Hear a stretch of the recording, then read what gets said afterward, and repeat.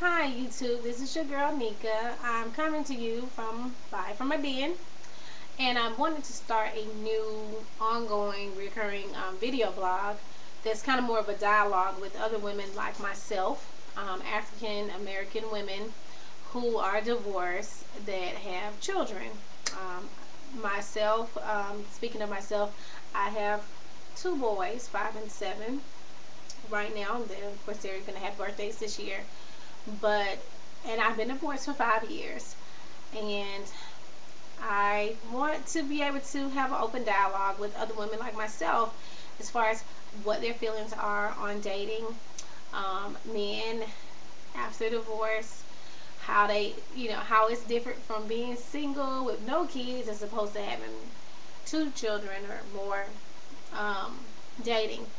Because the reason why I want to have this open dialogue is because I read so much stuff on the internet or watch several videos on YouTube. I mean, I'm on YouTube more than I watch TV. It's an addiction. But anyway, and most of the stuff that I'm watching or reading comes from Caucasian women, majority. And I mean, not saying that all of us are women, but we just have different social issues. They don't have to deal with the black factor and then the animosity between some men have with us. But I did notice that some Caucasian men that responded on a lot of the Caucasian women's page who had videos about dating after divorce, they were very adamant of not dating women who have kids. I mean, a lot of men's sentiment is the fact that, I don't want to go into a ready-made family, or, they had some people had some really derogatory statements about women who have children, and I'm like, gosh, but I'm not talking about dating those type of men, because of course we wouldn't date those type of men. We're going to date people that want to date us. I'm talking about being able to, first of all, date the ones that do want to date us. Second, how are those relationships going? I'm interested to talk to other women about that. What's the probability of having a long-term relationship with someone when you do have children or small children? What success stories there are there, with women who are like myself, who have children and maybe have been in long-term relationships or gotten married again. So these are some topics that I really want to have a dialogue about, because I see so many things that are so negative, and I say, it can't all be that. There's just read some statistics. There's 44 million African Americans in the United States, and that's about 13.6% or something like that of the population. Well, 24 million of them are African American males. Now, African American women do outnumber the males by, I'd say, 1.8 million or 1.6 million, something like that. So yes, there, and the reason behind it, I've read several different studies about. Usually, there are more men born than women. However, because of the fact that a lot of men are more aggressive than women are physically, they usually drop off, and then you also have men in the military, etc., etc. So there's several different factors that are ongoing. I think it was 9% of African American males are homosexual. About 3.8% of them are in jail. That still leaves us with about 12%. And then 44%, I want to say it was 44% when I read the statistic, 44% of black men will never get married. So that means that, okay, so we add the 44 plus, say, the 12, so we're at 56%. So in other words, 56 of the men, well, we can't put the ones that never get married in the equation. That's just a statistic. So really, less than half of the men seem like they are available to get married or want to get married. So when we come to statistics, we're not saying that the men aren't out there. It's just that a lot of them don't want to get married, or feel like they don't have to, because they know that they can have the cream of the crop. And that's the way I feel just from looking at the statistics. And it's like, why should a man get married? You should, what benefit does a man have in marrying a woman with children? Those are things that I pontificate about. I know what I bring to the table. I know what type of woman I am. I'm the type of woman who is ride or die. And when I say that, it's nothing that I would not do that's legal for my man. If I feel like the love was reciprocated. And I want to be a Michelle Obama. I want to be, he don't have to have much coming to me. I want to build him up. But you got the most important thing that I feel like is lacking in relationships that I've had in the past, and not all, but I'm going to say half the guys I really gave the time of day, is the fact that they start off hot. I like men who can talk and communicate well, because as you can tell, I like to talk.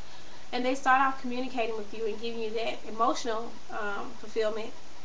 And then when the time comes when they want to lock you down and it's okay, well, I just want you to be with me and I don't want you dating anybody else, then that's when they start getting ghosts. That's my thing, or running astray. On the other hand, if I'm dating as a black woman, I never had any problems dating. I've been dating since I was 17 years old, and I'm 34. So half of my life I've been dating. I could date like the back of my hand. I never had a problem getting dates, whether I was 125 pounds or 200 pounds, and I've been all those in between, and and now just different weights, throughout the years. So I never had a problem.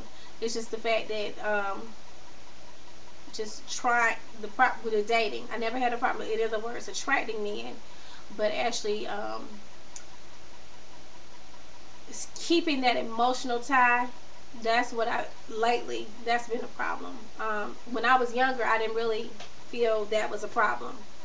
When I was younger, I felt like men were quicker to want to get married and want to commit and things like that. And that was, of course, in the early period of millennia, because I graduated college when I was 98. So the late 90s, early part of the millennia, I still had a good picking, but I guess being divorced and having children, sometimes it's like a scarlet letter. This is just my opinion, and I love my children, of course. They're gonna come before somebody I just meet off the street. But when it comes to getting married, I've read a lot of things where you're supposed to put your husband first, and I have no problem, in other words, catering to my husband and submitting. It's just that I feel like some men, look at you and like, well, she has a nice house and she has a stable job and a good job, and she doesn't really need me, and I try not to come across like I got it all figured out. I just want someone to love me, be able to love me unconditionally, and to respect me. And when you respect somebody, you call them, you communicate, you check in, Beyonce said, check up on it, check on me tonight, and if you value and you think I'm attractive, other men think that way, like, for instance, McDonald's doesn't stop advertising because they know they're McDonald's, and they know everybody on the planet knows what McDonald's is. And I feel like when you're in a relationship, you shouldn't stop advertising. You should always, try to be the first thing on that person's mind, so I want McDonald's, I want my Big Mac, I want my man, But anyway, these are me just venting on random things. Of course, in the future, I see us narrowing some of these topics down. I just know right now, I've been seeing somebody and just, I'm just putting myself out there, not totally happy about the way things are turning around as far as communication, and been communicating that, but just don't know if he's being indifferent. And I just wonder, like, sometimes you just have to wonder, well, it's because I got 2 kids, because I know, if I was single, I feel like people go out there and make way more. But sometimes when they feel like you have kids and you don't have as much freedom as somebody who is, then they'll take a little bit more leeway to do things when they want to do it, and not worry about how you feel about it.